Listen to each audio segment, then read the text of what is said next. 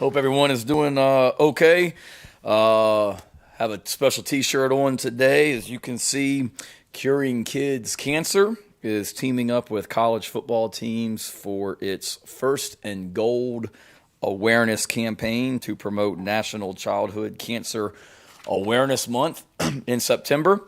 We're honored to be part of that, and teams from across the country, ourselves, will wear helmet stickers this week and wristbands, while coaches wear wristbands, gold whistles, and lanyards to represent their support for pediatric cancer awareness. So I'm sure myself, like all of you, have know someone, a loved one, or a friend that has been impacted by that, myself included, and we're honored to be part of that this weekend. Appreciate the opportunity to join forces with many other schools in doing that.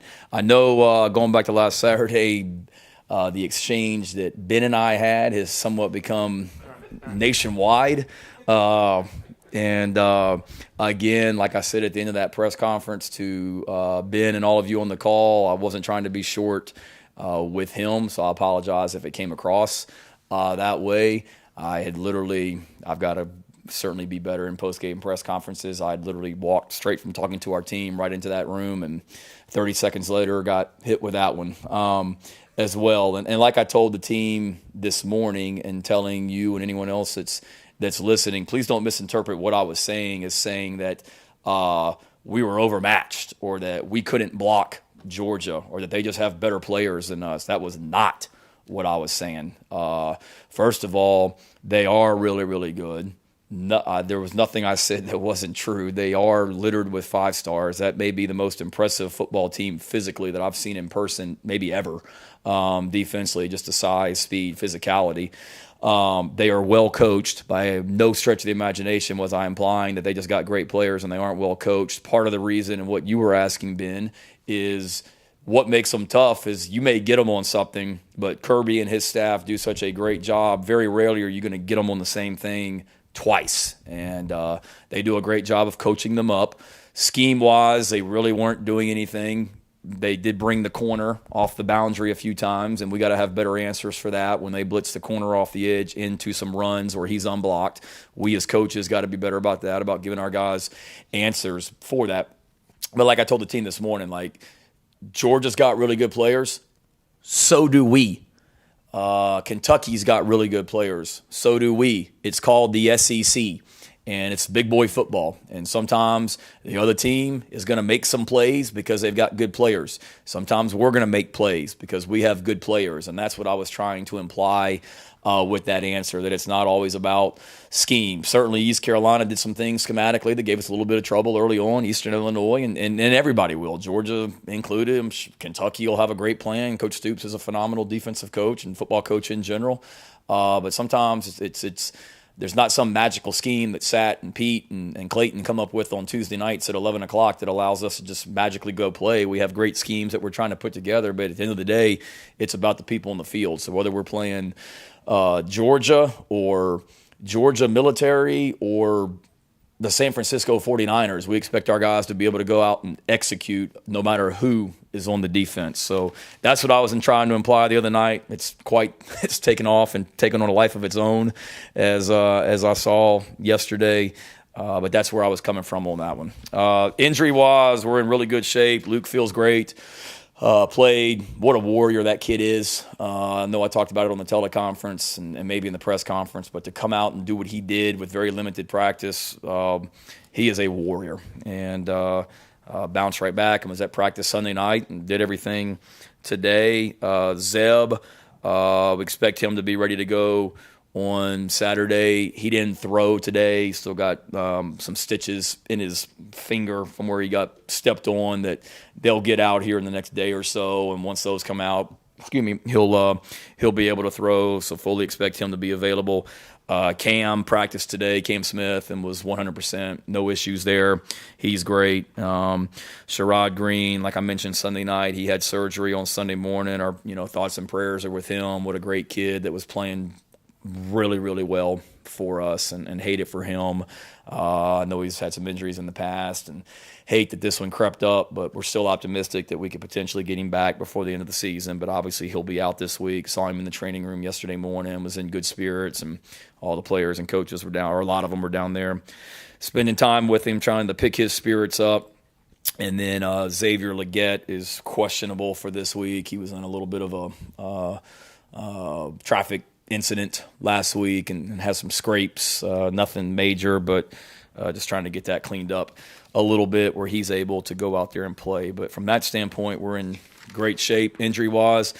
Have a big challenge this week. Obviously have a lot of respect for Coach Stoops and what he's done at Kentucky and the way that he's elevated that program. I grew up in Murray, Kentucky when my dad was the head coach at Murray State, and from the age of 2 until the age of 10, I lived in Kentucky, so know all about UK football and UK athletics from growing up in that part of the country or in that state, and it's impressive the way that Coach Stoops has come in and taken that program to a higher level. The consistency that they win football games with and execute year in, year out is impressive.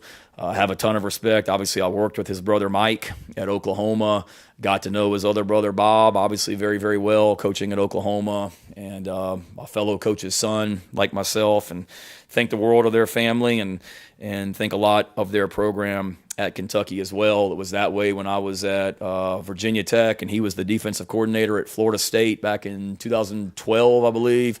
Super physical and super well coached was the Florida State defense, and the Kentucky teams he has are no different. I played against them when I was at Georgia in 2016 and 17, and they were always battles. And they've only gotten better and continued to become an even more physical team since then. Offensively, explosive. The new offensive coordinator that has come in from the NFL has done a great job. The quarterback they have that's playing for them is playing at a really high level. A really impressive player that he is. He's got size. He can run. He throws one of the more impressive deep balls that I've ever seen. I mean, I think they're like second in the country, if I'm not mistaken, in like explosive pass plays or something. So they are a big play offense. Number one, the receiver that transferred back to the state from Nebraska, he is lights out, and we have to have a great plan for him because he can take the top off a defense in a hurry, and there's no throw on the field that this quarterback can't make. So we've been pretty good, a lot better, knock on wood, with not giving up explosive pass plays. We got to really be good this week because we've got a huge challenge. The tackle, number 70, Kennard, is a first-round draft pick. A huge man, 6'5", 338 pounds, but he is light on his feet and athletic, and I don't think he's given up a pass pressure all year, so that's a big challenge for our edge guys. And then the running back is a really good talent, tough, physical, runs hard as well. And then defensively experienced and physical. You look at their front guys, they all have size. I mean, the two edge guys for them, 6'5", 225 pounds, 6'5", 231 pounds. The end, number 4, he is super disruptive, one of the better players in our league, 6'3", 275 pounds, but plays fast and with twitch. We faced a big defensive tackle last week in 99, Davis from Georgia, and we got another one this week in number 50, McCall, 6'3", 344 pounds, and he's just on tape. I mean, he's just dominating people at the line of scrimmage, and then they've really been helped by the transfer linebacker from Ole Miss, number 10, Jones. He's all over the field, makes plays everywhere, and then an experienced secondary. I think counting their nickel, they've got 4 seniors that start in the secondary for them. So they are really playing well. They're really well coached. They're really physical and a good football team. So it'll be a big challenge for us on Saturday night. And it's their first away game for them for sure, and we need to make that a great environment on Saturday night. So, Gamecock Nation, listen to me. We need you there early. We need Gamecock Walk to be even bigger and louder than what it was last time. We need the cockpit to be louder and more disruptive than it's ever been. We need an environment Saturday night that will be a true home field advantage for us and a true 12th man out there. Loud and boisterous. If you're wearing a mask, great. you ought to be yelling so loud that the sound from your voice tears a hole in the mask. I don't even know if that's humanly possible, but let's sure as heck try. You can be an advantage for us. We're all in this thing together, and we will need you on Saturday night. Get there early. We've got a fantastic group of recruits that are coming, and we need you to go get this done. All right, having said that, take any questions.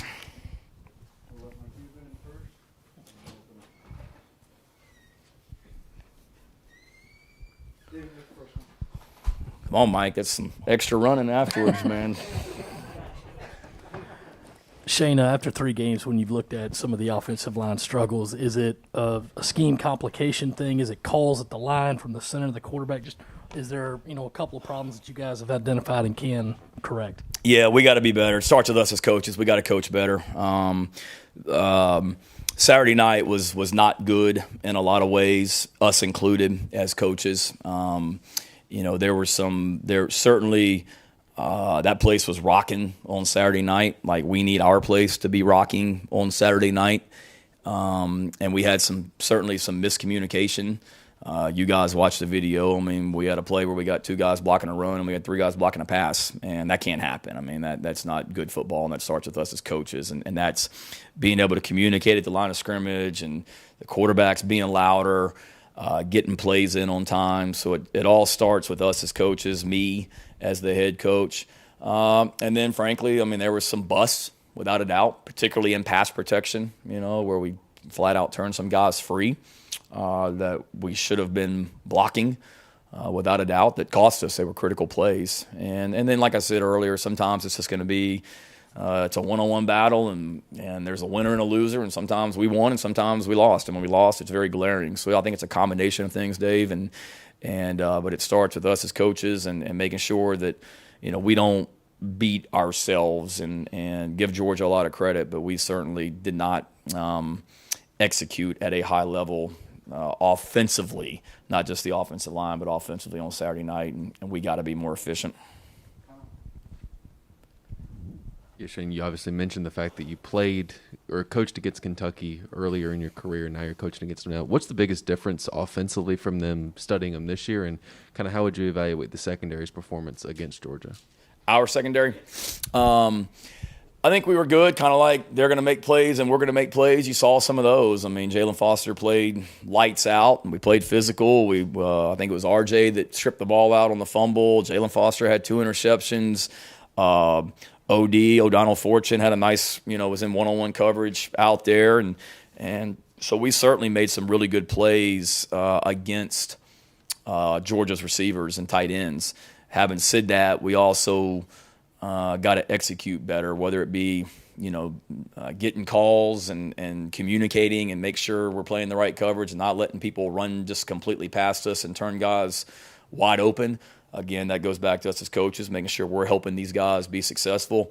It may be third down, understanding the situation. It's third and long or third and medium, and not giving them too much cushion when we're sitting out there in zero coverage because we're bringing pressure. We got to be better from that standpoint, from a competitive standpoint. But overall, I thought those guys were good. We just, we've got to be better about – we got great defensive backs, and we've got to be ready and willing to get up there and challenge receivers, when we're bringing pressure. So from that standpoint, we got to be better. And Kentucky's offense, the difference they've always been good. I can go back to when I was here before, and I still have nightmares of we beat Alabama and then go up there the next week and Randall Cobb on 4th and 11 or whatever it was. I mean, I still have nightmares of that. So, they've always had good players on offense.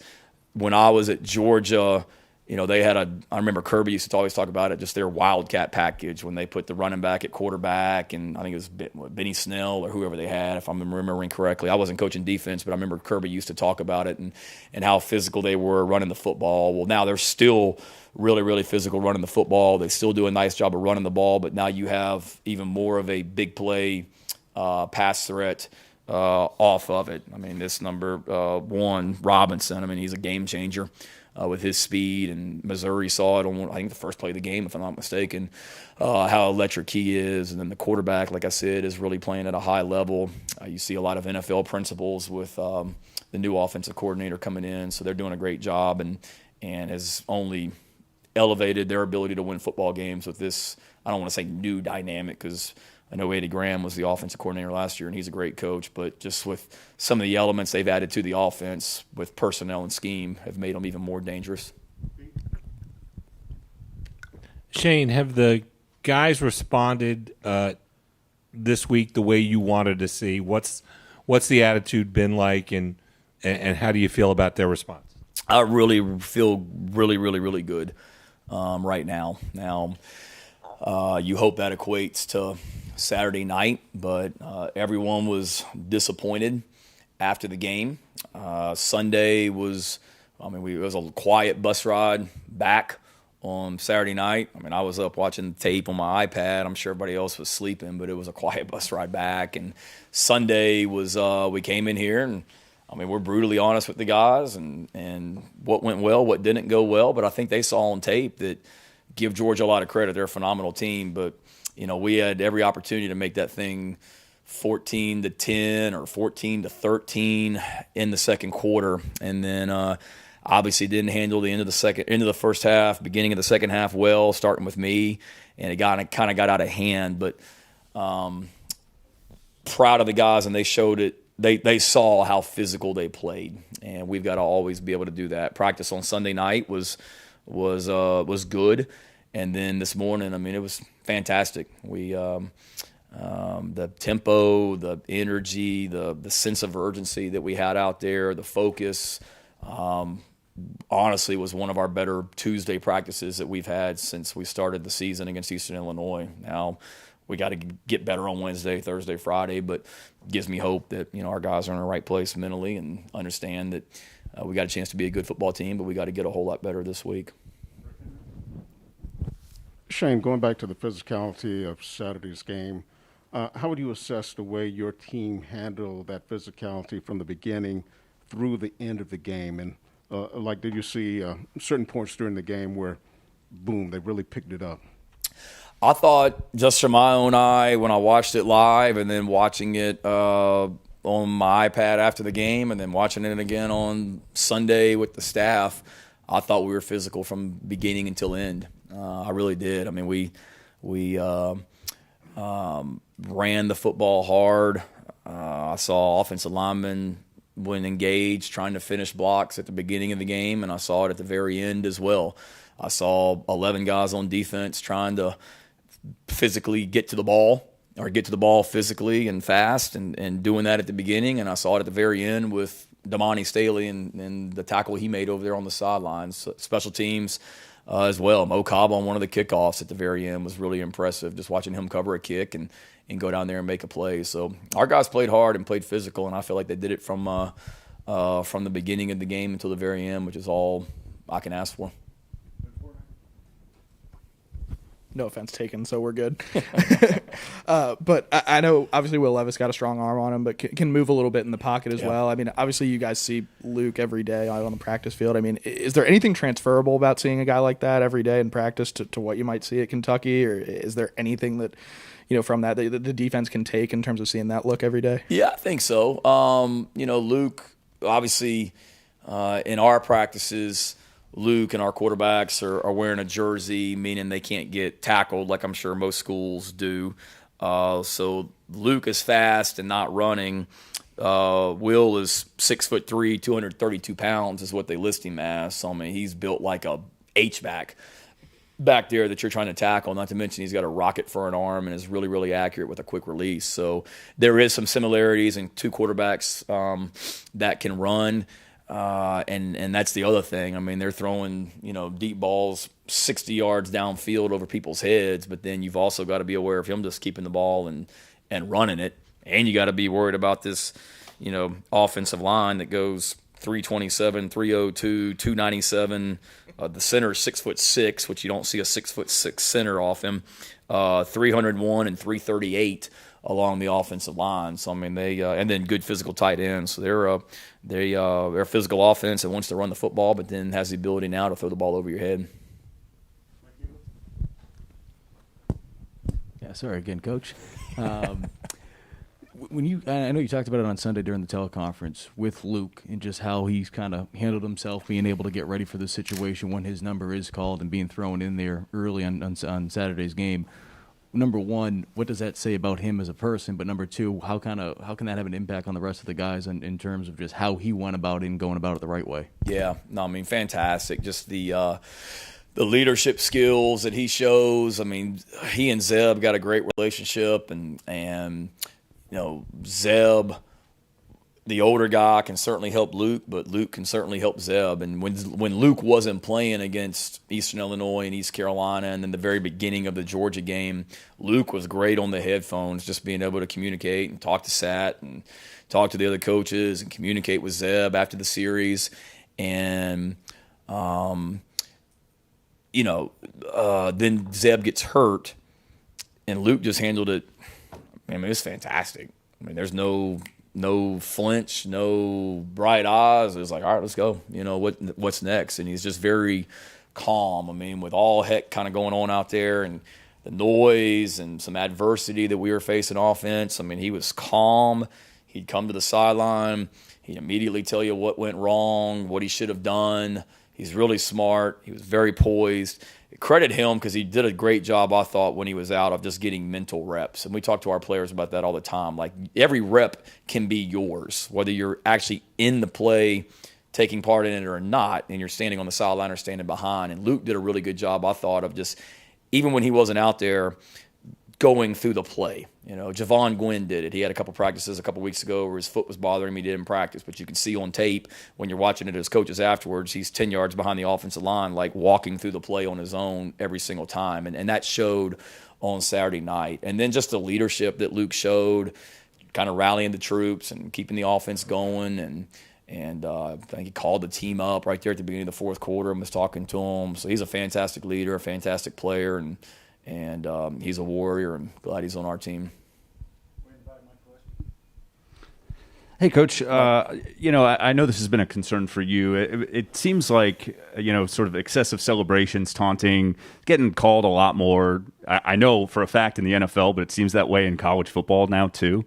And I know you guys have had some issues with that over the last couple games. I'm wondering, not trying to get you in trouble here, but wondering from a broad perspective, do you think that's being over-policed in college football right now?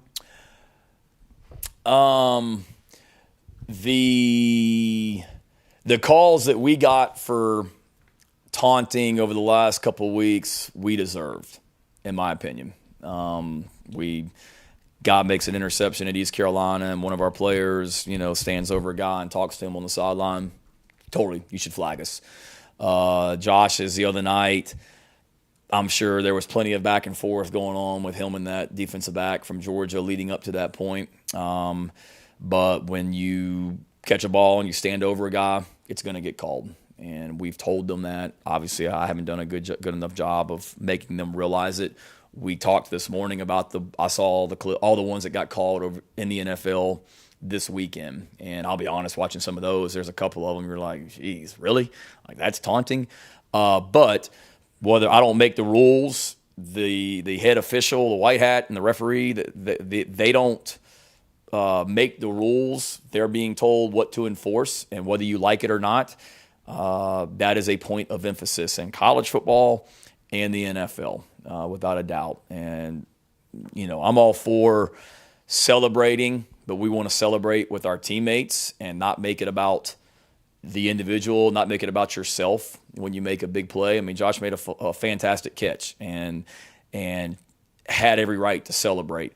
Go celebrate with your teammates and get ready to go play again on the next play. And as soon as he came off the field, I mean, before I even got to the sideline, he knew he was wrong. He apologized and all that. But obviously, I've got to educate our guys better, and I got to do a better job of holding them accountable for that as well. And we're trying to we are doing that. And it is what it is. I mean, there's some plays that you look. I was watching the Kentucky Alabama game from last year, and there's some plays in that game that certainly last year they weren't called taunting, would be called taunting this year. And we've talked to our guys about it and shown them those clips as well. And we'll continue to try and educate because it is a point of emphasis. And I think some of the stuff in the NFL this weekend really illustrated that for our guys as well. Assuming everything's okay with Luke and his foot, is he the guy moving forward at quarterback? Assuming everything is good with Luke, he will be our starting quarterback on Saturday night. And more of a long, I guess, big picture question. Tempo seemed like a thing you guys went to at times, maybe more often than the first couple games. Is that something you'd like to see, I guess, again, like long term as kind of the identity for what you guys want to do on offense, or? Yes and no. We certainly need to be able to utilize tempo, but I don't want to be a team that goes fast all the time, and I don't want to be a team that lumbers around and is in the huddle all the time.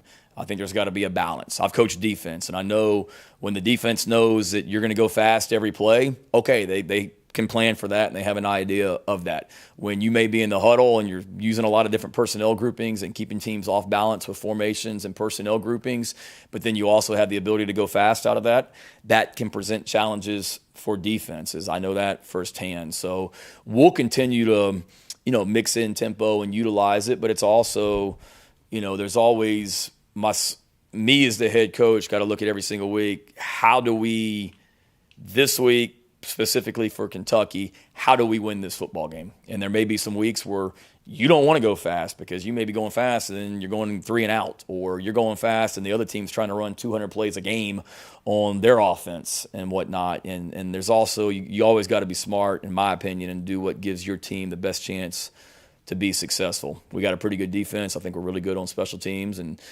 we all got to play complementary football. But yes, we do need to mix in tempo at times, because that can be a weapon for us. We've done it. I mean, we did it one whole drive, I think, against Eastern Illinois, if I'm not mistaken, and we've got to continue to mix that in some also.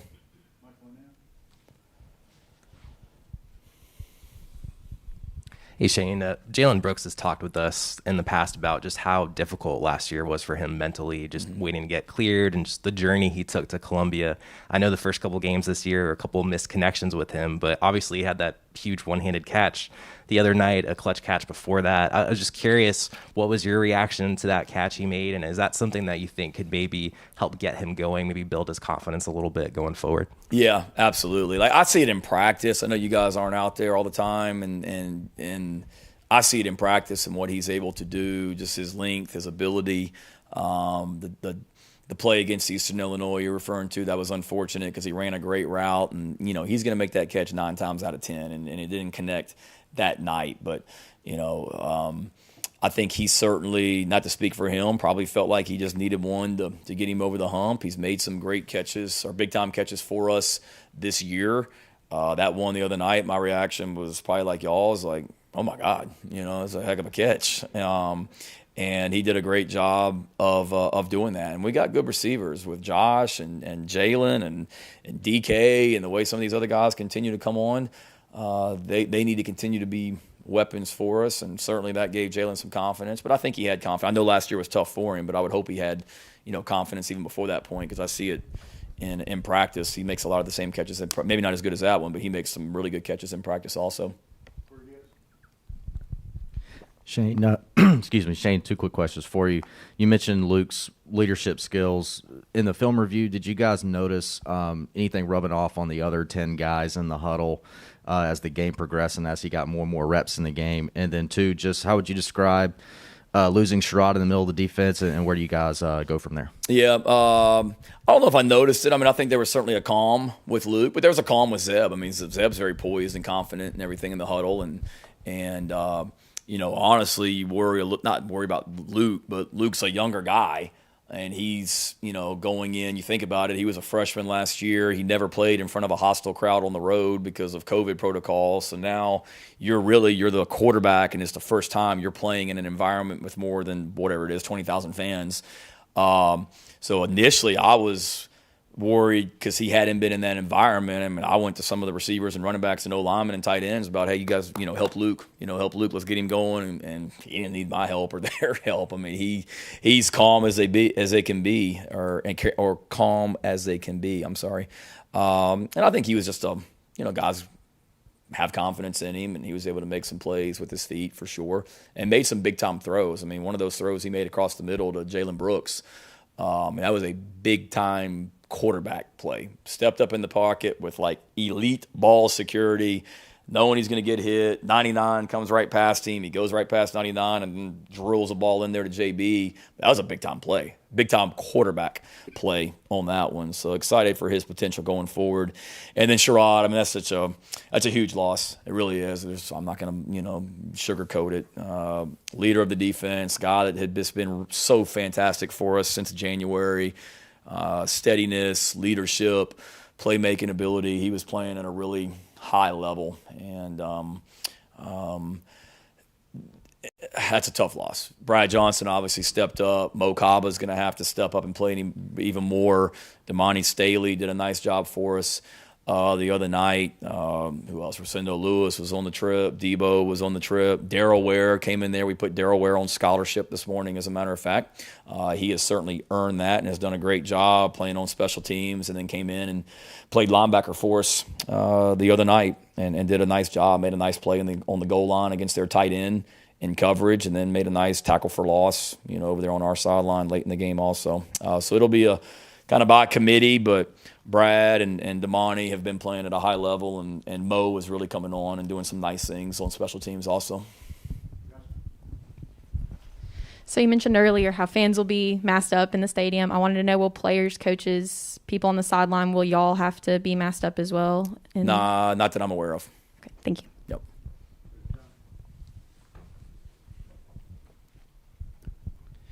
A lot of talk coming into the season. Again, I'm just trying to figure out how to get a first down right now. Nobody's told me like anything else about that, so I don't know. I saw it, but like I said, if you are wearing a mask, yell so loud that you rip it in half if that's humanly possible.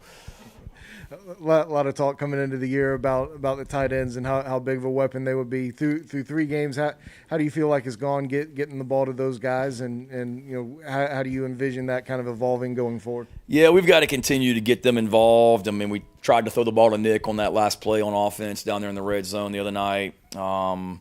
We threw a little RPO type pass to Nick that he caught, and Luke kind of drilled him in the face with it, and he fell down. So we've tried to get them involved. There's been some plays that we've tried to get the ball to them that the ball didn't go there for whatever reason. Maybe it be coverage or decision making, whatever it may be.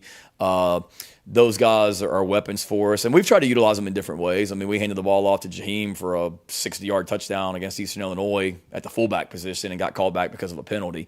So we haven't forgotten them. They're still a big part of the offense, will still be a big part of the offense, going forward. And Jalen and DK and Josh are doing some nice things on the outside, but certainly Nick and Jaheim and EJ and Ortre. I mean, there's other weapons on this offense that we got to continue to evolve their roles. And whether it be the tight ends or those other guys that I just mentioned, they've got to practice the right way too and earn the right to get balls on Saturday also. Thank you, Coach. Yep. Hale got one? No?